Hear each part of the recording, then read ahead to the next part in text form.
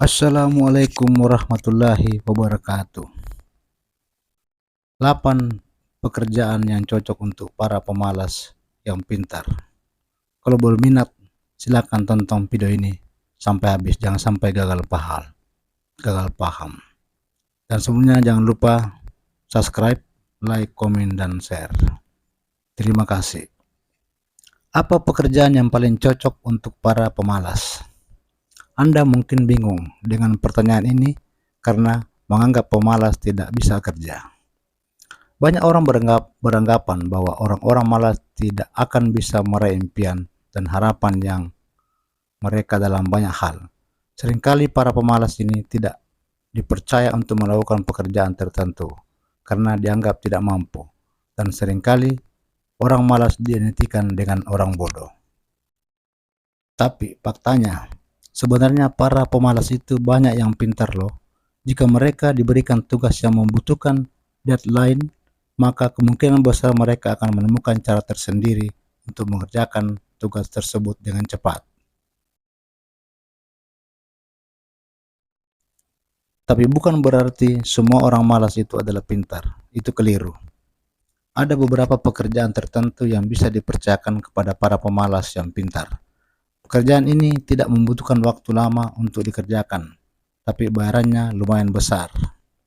Dan untuk Anda, para pemalas, simak ulasan berikut ini. 1. Menjadi tester produk. 2. Menjadi programmer. 3. Menjadi aktor figuran. 4. Menjadi profesional programmer. 5. Menjadi partisipasi studi penelitian. 6. Menjadi teman jalan-jalan hewan peliharaan. 7. Penerjemah profesional. Dan 8. Menjadi YouTuber. Poin pertama, menjadi tester produk. Mungkin menurut Anda pekerjaan ini adalah sesuatu yang aneh. Faktanya, di beberapa negara justru profesi sebagai tester tidak dianggap remeh.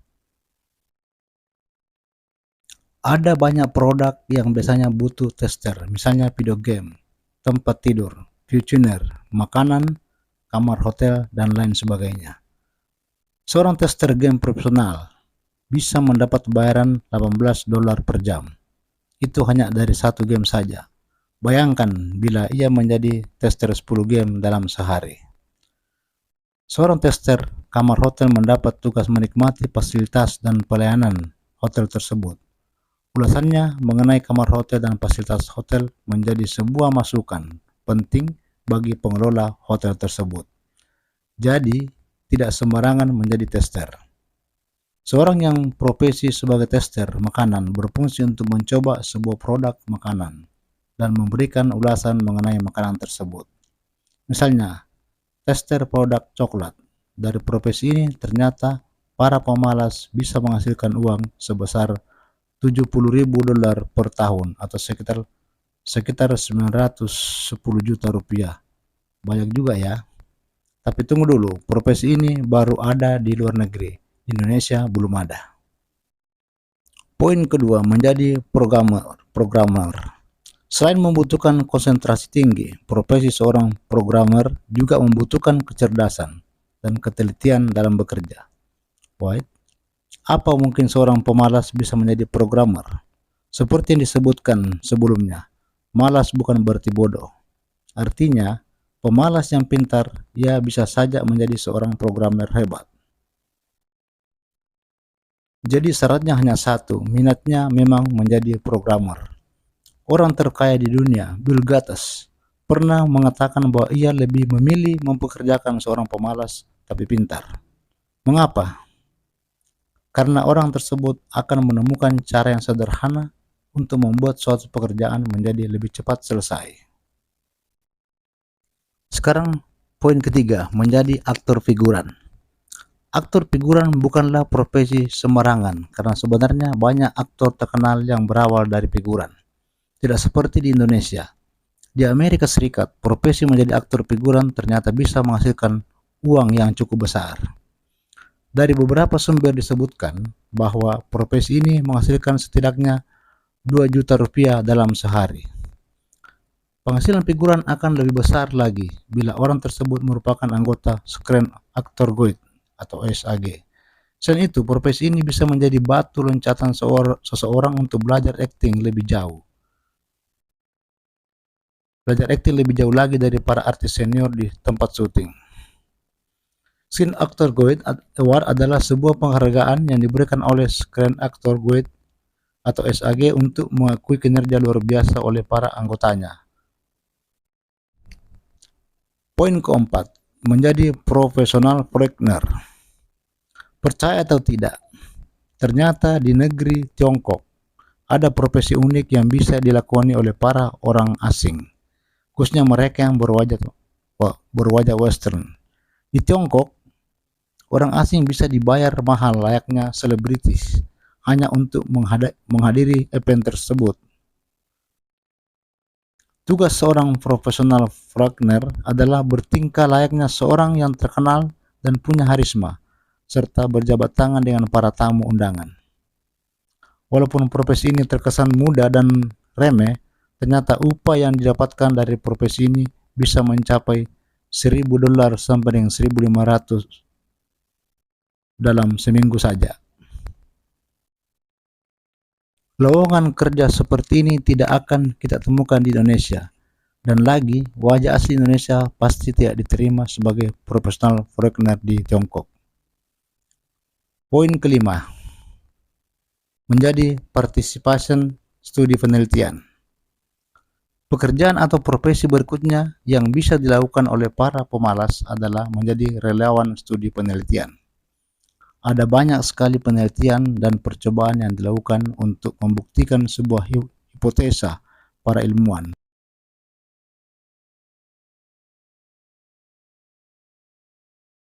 Salah satu penelitian di Amerika yang membutuhkan partisipasi para pemalas adalah penelitian tentang tidur. Para pemalas diteliti saat sedang tidur pulas. Walaupun terlihat sederhana dan remeh, ternyata penghasilan yang didapatkan partisipan dari kegiatan ini cukup banyak. Banyak sumber mengatakan para pemalas juga cocok sebagai peneliti. Alasannya, karena seorang peneliti seringkali berdiam diri dan hanya fokus pada satu objek. Selain itu, para pemalas tidak suka disulitkan dalam menjalankan pekerjaannya. Akhirnya, mereka seringkali menemukan terobosan baru untuk mempermudah pekerjaannya.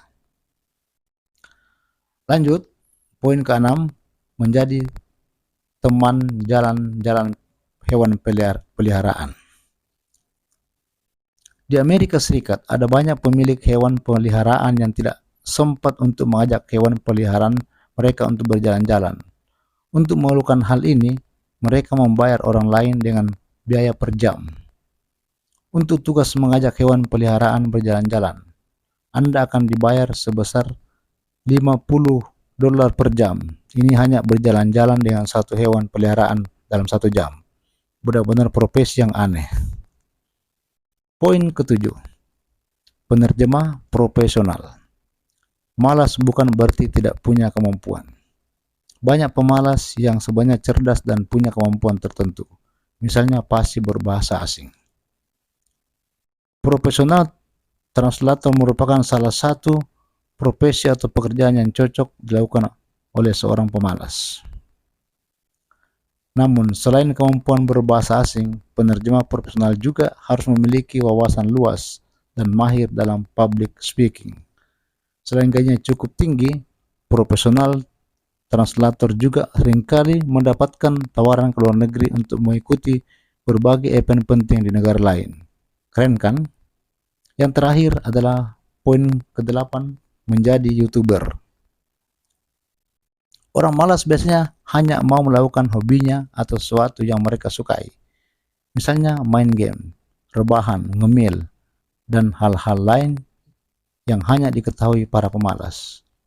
Nah, aktivitas para pemalas tersebut bisa menjadi konten yang menarik di YouTube. Menjadi YouTuber.